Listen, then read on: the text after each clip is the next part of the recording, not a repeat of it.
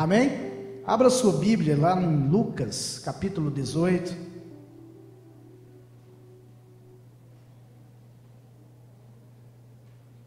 É impressão minha ou a igreja hoje o povo está calado?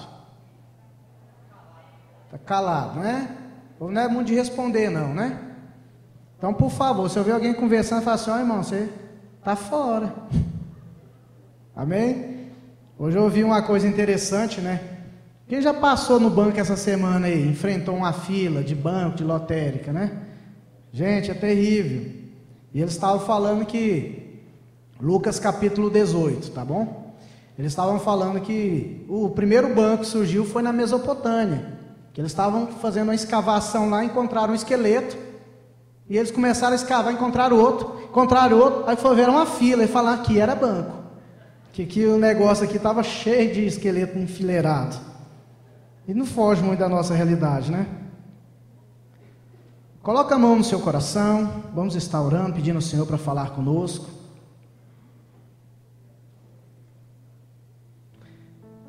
Estou indo.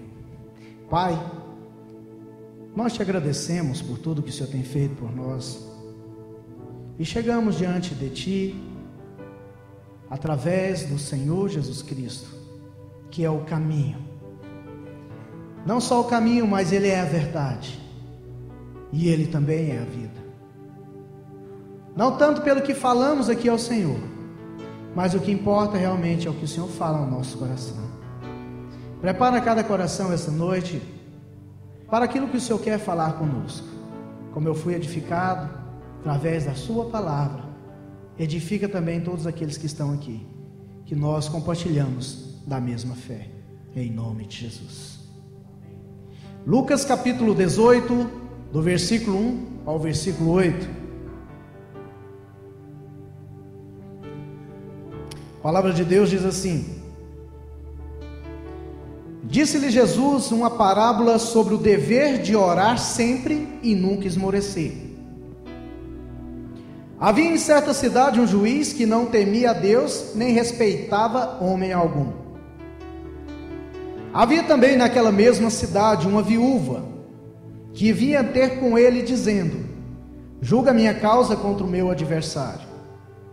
Ele por algum tempo não a quis atender, mas depois disse consigo: bem que eu não temo a Deus, nem respeito homem algum. Todavia, como esta viúva me importuna, julgarei a sua causa, para não suceder que, por fim, venha molestar-me. Então disse o Senhor: considerai no que diz este juiz iníquo. Não fará Deus justiça aos seus escolhidos, que a Ele clamam dia e noite, embora pareça demorado em defendê-los? Digo-vos que depressa lhes fará justiça. Contudo, quando vier o Filho do Homem, não foi eu, achará, porventura, fé na terra? Final do versículo 8. Contudo, quando vier o Filho do Homem, achará, porventura, fé na terra? Amém? Jesus, ele sempre ensinou por parábolas, e uma das questões importantes do ensino de Jesus é que ele direcionava as verdades, as revelações a todos aqueles que têm um coração humilde, que estavam desejosos de aprender algo de Deus. Muitas pessoas poderiam ser inteligentes, cultas, ricas, bem favorecidas, mas se não tinham um coração voltado para Deus, e eles ouviam aquilo, mas não entendiam. Mas a pessoa que tinha um coração aberto, ele poderia ser pobre, ele poderia ser analfabeto, mas por ser simples e crer em Deus, ele ouviu o que Deus queria dizer para ele. Essa parábola é bem interessante, que ela já começa o versículo 1, já dizendo um dos propósitos do dever de orar sempre sem se esmorecer. Dever de orar sempre sem esmorecer. Muitas vezes, um dos maiores casos que nós vemos é das pessoas desistir de algo que elas querem, ou porque não querem tanto assim, ou porque não conseguem persistir naquilo que eles desejam. E nesses últimos dias, a Bíblia deixa bem claro isso, nos últimos dias, as pessoas entrariam em crise. A primeira crise é a crise de fé. As pessoas começariam a duvidar por ver tantas coisas, por absorver tantas coisas que não são de Deus.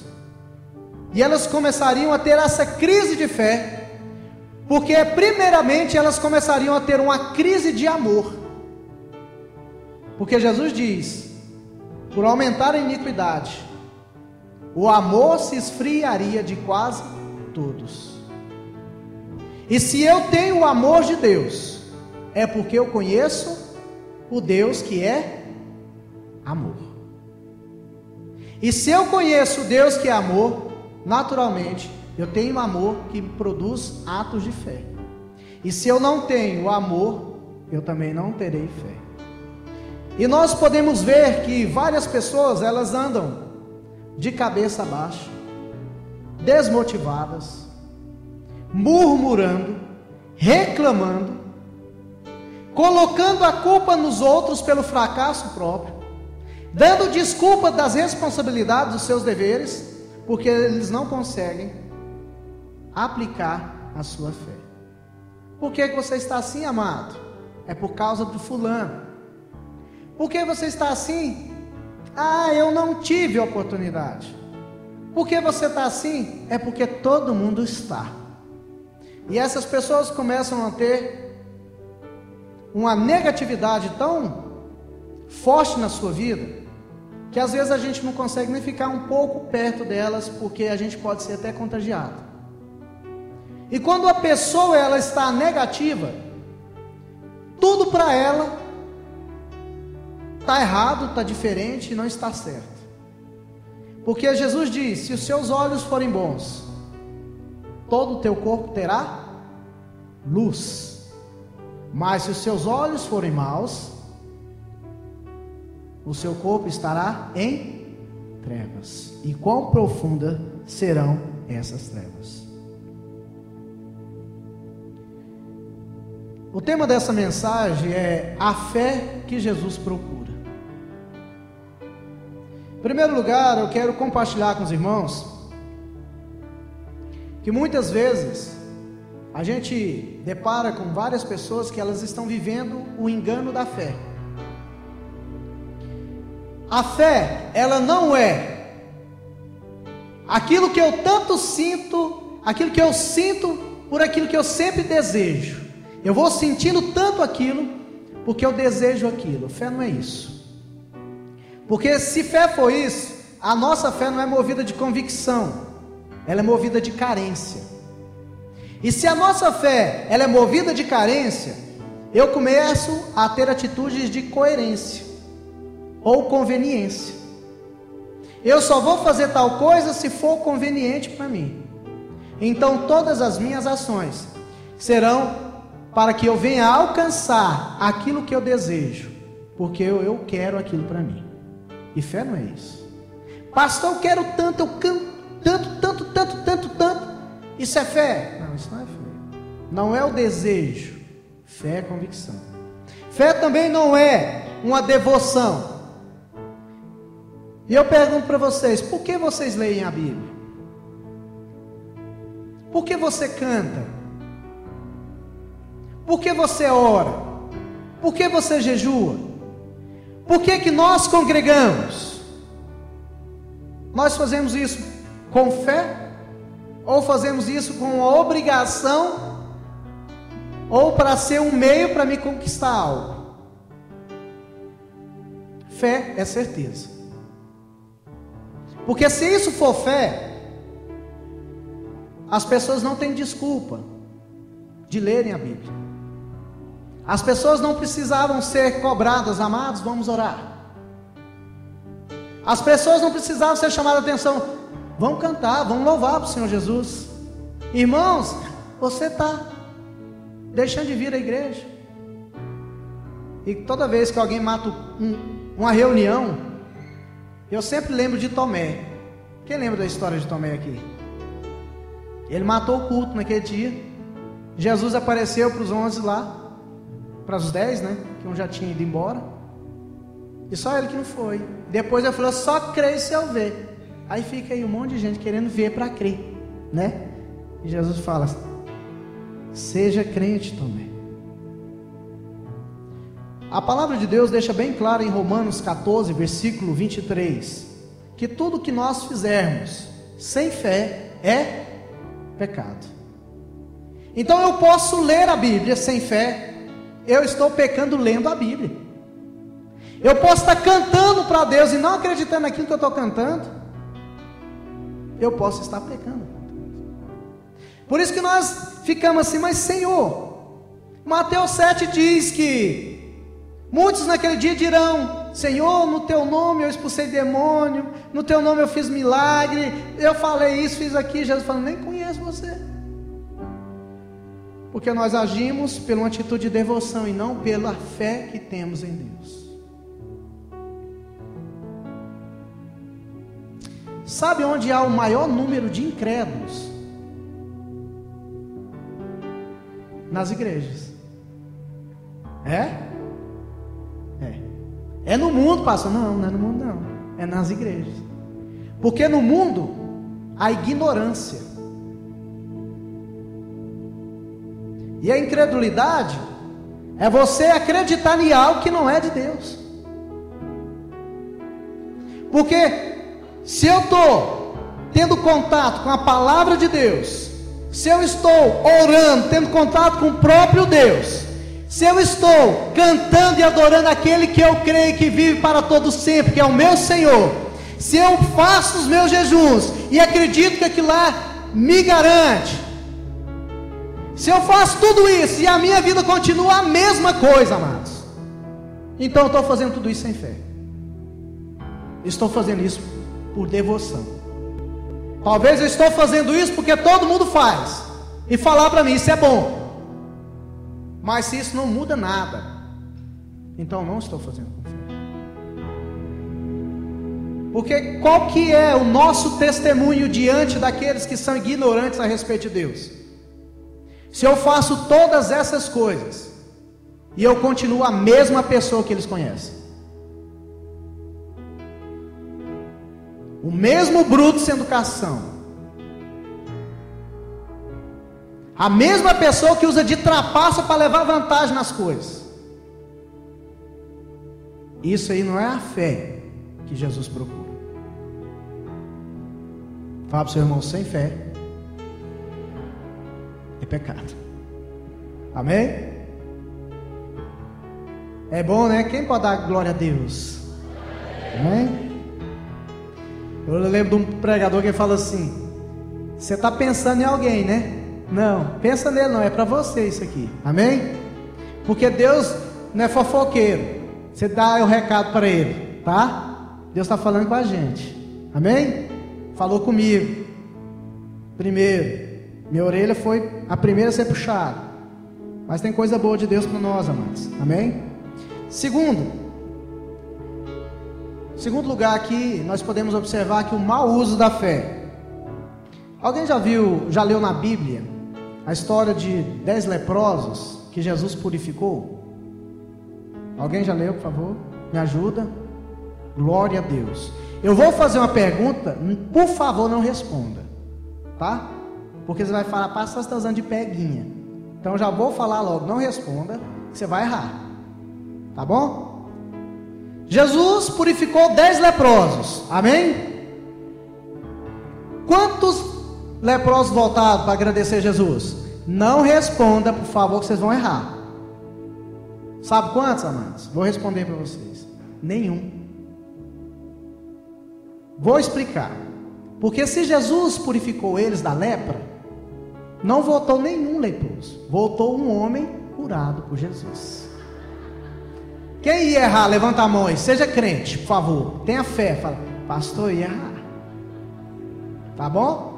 Então presta atenção, são detalhes, tá? Então quem voltou não foi um leproso, foi um homem que estava com lepra, mas foi purificado por Jesus, já voltou são. Porque o texto fala que no caminho Ele se sentiu curado, e um falou assim: opa, vou lá.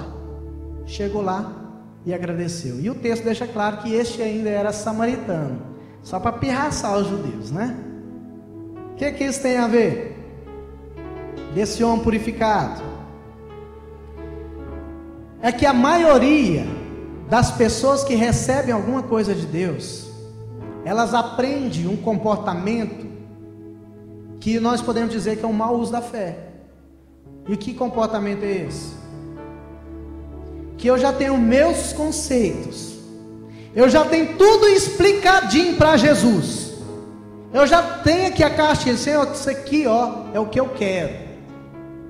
Todo mundo chega para Deus já sabendo o que quer, fala assim: Deus, é desse jeito que eu quero, e é assim que eu quero que o Senhor faz para mim. E a gente começa a agir igual aqueles 9, só querendo receber a bênção. E o pior, queremos usar meios para controlar a Deus. Senhor, eu estou orando há 3 dias, o Senhor tem que me abençoar. Senhor, eu li a Bíblia de capa a capa, e agora, qual que é a minha bênção? Né? Eu vou fazer uma pergunta para vocês aqui. Se vocês pegar a Bíblia hoje e ler ela todinha, vamos dizer que você gastaria 48 horas para ler. É a média, não é, Paulo? 53, né?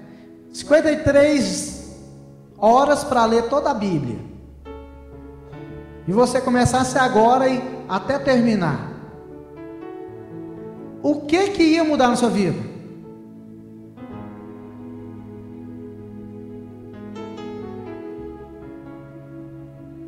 Cada um tem a resposta de si mesmo. Sabe por quê? Porque isso vai depender da fé de cada um. Porque se eu faço isso aqui sem fé, sabe o que vai mudar? O olho vai ficar com olheira, eu vou ficar com vontade de comer, vou ter sede, vou ter sono, vou ter preguiça. Agora, se eu tenho fé, alguma coisa vai acontecer. Então isso vai depender de como eu faço para Deus. Amém? Glória a Deus. Está entendendo? Sabe qual que é a impressão que dá muitas vezes de observar as pessoas? É que nós estamos num cabo de guerra com Deus. Deus, eu quero isso, e Deus do outro lado: não dou. Pede mais. Mas Deus, eu estou fazendo a campanha, eu estou segurando desse lado e não vou soltar. Fica parecendo que Deus está segurando a minha bênção e eu querendo puxar, e Deus não. Aí não dá uma impressão que Deus é mau? Dá ou não dá? É claro que você não vai falar isso, né? Tem medo de pecar. Mas, amado, você pensou, já foi. Tem jeito. A impressão é essa.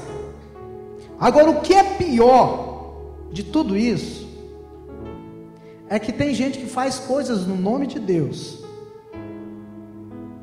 para ter crédito diante de Deus, para usar aquilo que faz como vantagem para Deus.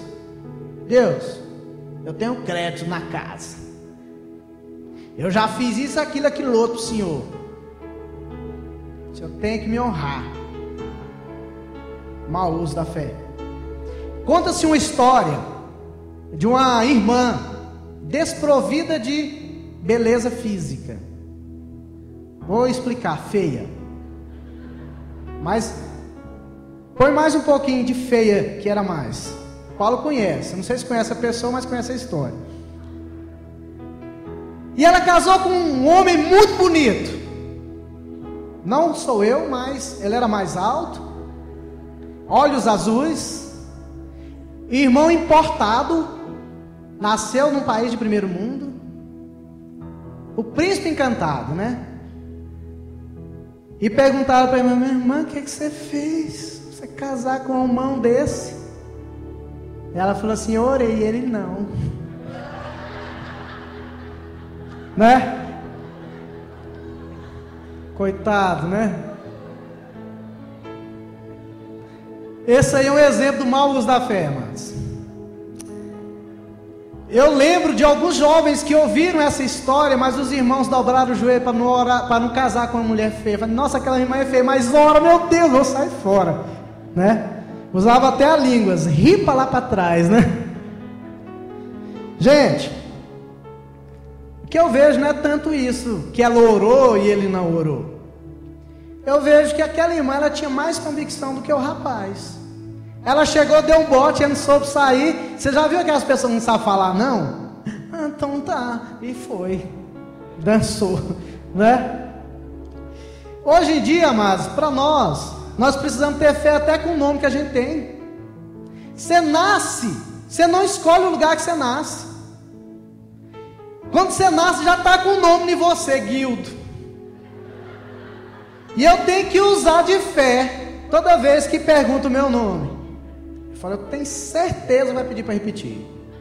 Se escrever vai estar errado. Isso eu sei. Eu acho essa questão de nome tão interessante. Estou falando isso aqui para chamar um pouco sua atenção, que tem gente que está longe. Nome é tão interessante que o nome tem que ser apropriado para determinado local. Por exemplo, se nós tivéssemos um irmãozinho ou irmãzinha, né? Que é aquela pessoa que dá palpite em tudo. Você conhece alguém que dá palpite, dá piteca em tudo que você faz? Glória a Deus, né? Essa pessoa, se ela nascesse no Japão, o nome mais apropriado para ela seria Sugiro. Porque, vou fazer um bolo. Eu sugiro que você faça uma cobertura de chocolate. Eu vou fazer um curso. Eu sugiro que seja um curso tal. Então seria um nome mais apropriado. Se fosse aquele irmãozinho pra frente, namorador, né? Que gosta de jogar uns lancinhos para as meninas, né? Se ele nascesse em Israel, o nome dele seria Benjamim. Porque toda irmãzinha que falasse assim, Benjamim, já vinha com beijo, né? Um nome apropriado também. Nos Estados Unidos, se aquela pessoa fosse muito, né, amigo de todo mundo, você conhece aquela pessoa que é amigo de todo mundo, cumprimenta todo mundo, né? Teve uma época aí que as pessoas chamavam uns aos outros de Joe. E aí, Joe? Né? Quem lembra dessa época do Joe aí? Alguém já foi chamado de Joe aqui? O Netão, eu sei, né? Então o cara seria popular. E aí, Joe? Né? Um nome próprio para ele. Agora, se ele fosse um brasileiro, nascesse no Brasil, fosse aquele irmãozinho bem tímido, né? Tudo que você pede, ele faz. Aquele não sabe falar não mesmo. O nome dele seria Jaque. Não o Jacques Cousteau, né? Cadê o Nicolás? Tá aí? O descobridor lá, o francês. Mas é o Jaque. Irmãozinho, já que você está parado aí, faz algo para mim. Já que você não sabe dizer não, vai lá para mim, né? Então até para ter nome hoje você tem que ter fé, meus irmãos. Imagina para servir a Deus. Amém? Então se você tem um nome que você não gosta, tenha fé que aos vencedores o Senhor dará um novo nome. Amém? Glória a Deus, eu estou doidinho para receber esse. Jesus, como eu quero. Glória a Deus. Eu acho que o interessante, já começar a acostumar com o meu nome, Jesus volta, né, e resolve a situação, né? Terceiro lugar, a verdadeira fé. É aquela fé que Jesus realmente procura em cada pessoa. Eu fiz uma pesquisa, né? Usei até uns meios de comunicação mais populares de última hora aí, que é o WhatsApp, né? Nem sei se eu estou falando certo ainda. No Facebook ninguém deu moral. Eu falei, não, deixa quieto. Mas eu quero agradecer os irmãos que me ajudaram aqui. Teve outras pessoas que contribuíram. E a pesquisa era a seguinte, a situação.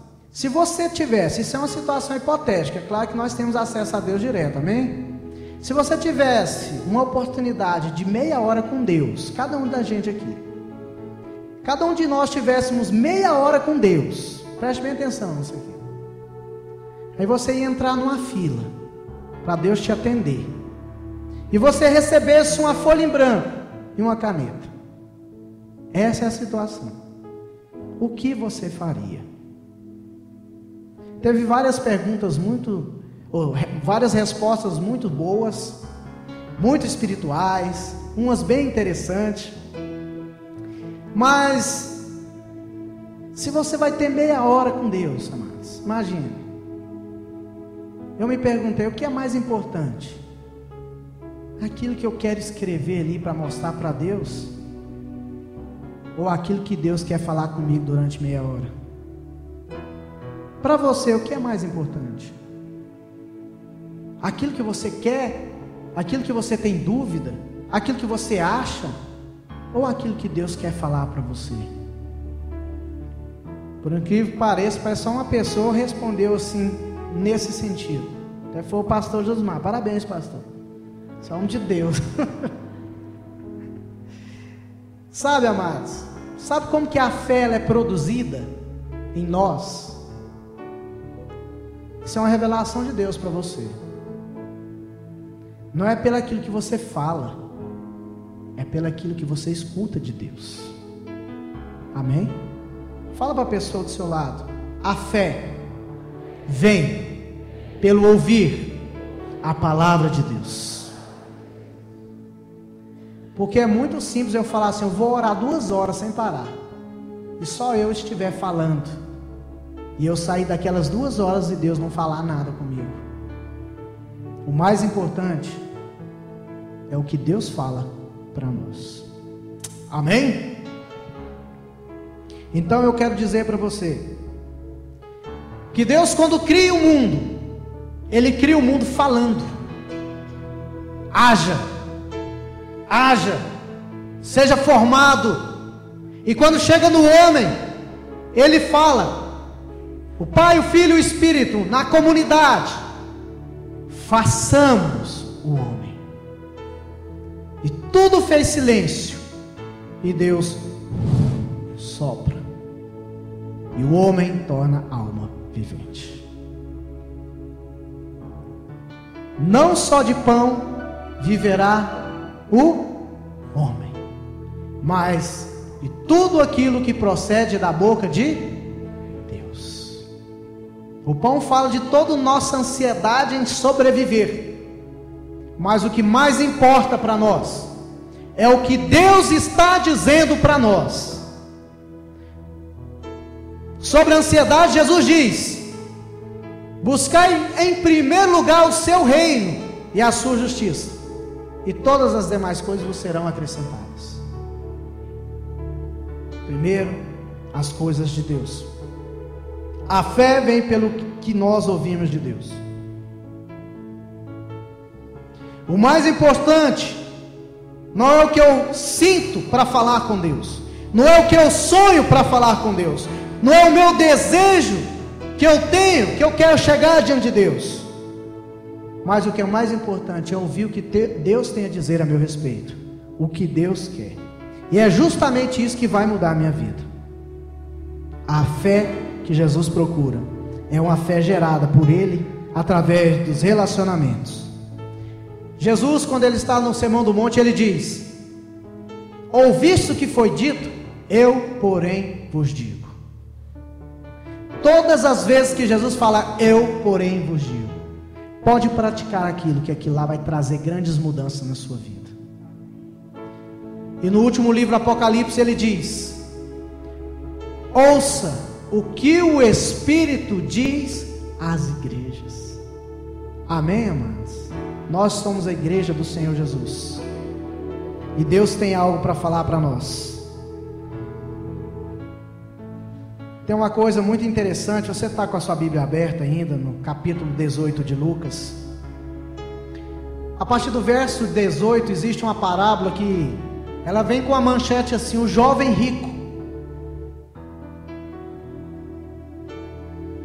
Deus me trouxe uma revelação disso que foi tão profunda que eu falei, eu tenho que gravar isso no meu celular, porque se eu esquecer isso aqui, igual a várias outras que eu já recebi, eu não vou me perdoar por isso, porque é algo de Deus. E eu acredito que tem pessoas aqui que é justamente isso que você está procurando ouvir de Deus, e eu quero passar para você, meu irmão.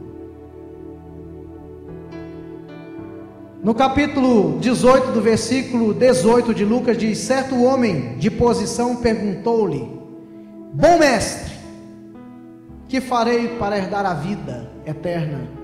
Respondeu-lhe Jesus: por que me chamas bom? Ninguém é bom senão um só, que é Deus. E ele continua: guarda os mandamentos? Guardo. E Jesus fala: só uma coisa te falo: vende tudo o que tens, dê aos pobres e siga-me. Aquele homem entristeceu muito e foi embora, e não quis seguir Jesus. O homem chega para Jesus e fala: bom mestre, presta bem atenção nisso aqui, amados, de Deus para você. Jesus fala para ele assim: só existe um que é bom, e este é Deus. Eu pergunto para você: Jesus é Deus? Pergunta para o seu irmão: Jesus é Deus? Agora responde para ele: eu tenho a certeza que é. Então por que Jesus fala para ele: bom é só um, Deus? Se Jesus fala se existe só um que é bom, é Deus. Se Jesus não é Deus, ele está fora. Correto? A revelação aqui é a seguinte, amados. Aquele homem chegou diante de Jesus e a vida dele não foi mudada, sabe por quê? Porque ele viu Jesus somente como um mestre. Ele não viu Jesus como Deus.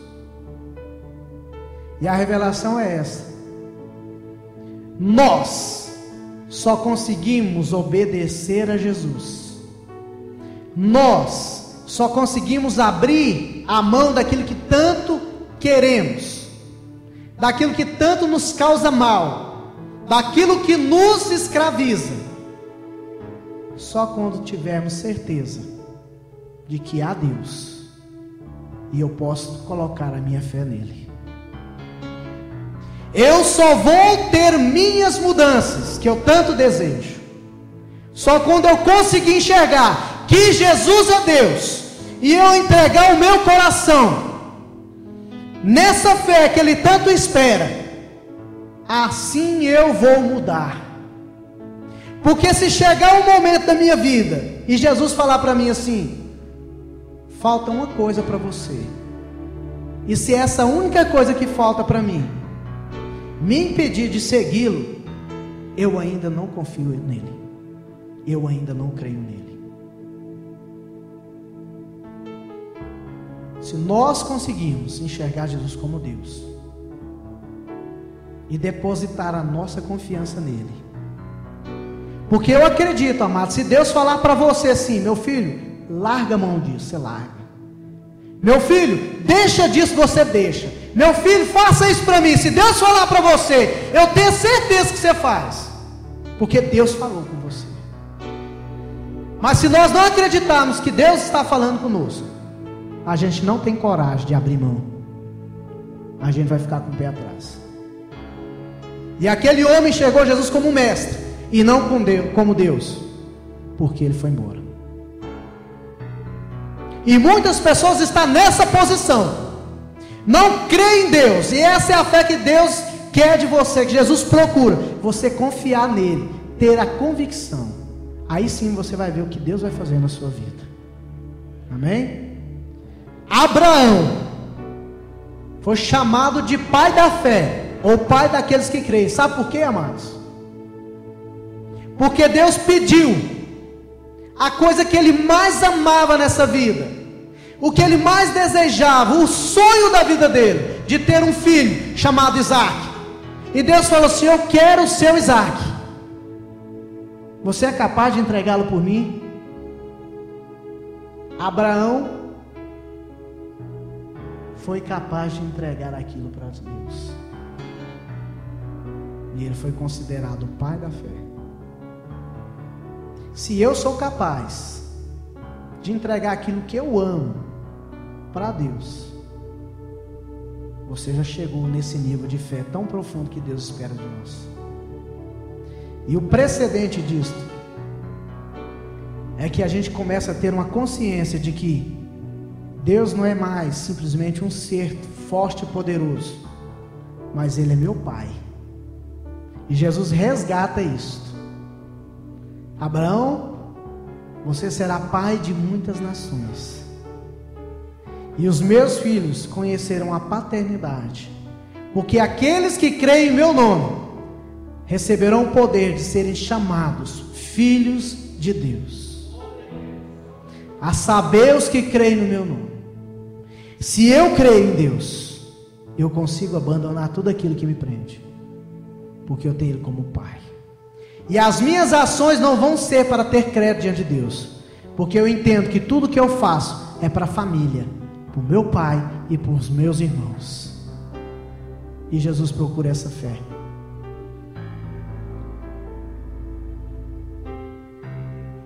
A pergunta é: será que Jesus encontrará fé na terra? Será que Jesus encontrará fé no meu coração? Essa é a pergunta para mim, essa é uma pergunta para vocês. Vamos nos colocar de pé. A fé vem pelo ouvir o que Deus tem para mim. Não entre, não seja mais um número nessa crise desse mundo, mas seja um agente de Deus, um filho que Deus ama. Deus, Ele não está com um cabo de guerra com ninguém, porque aos filhos Ele dá, porque Ele ama. Vamos orar? Pai, obrigado por desenvolver em nosso coração uma atitude favorável à Tua voz.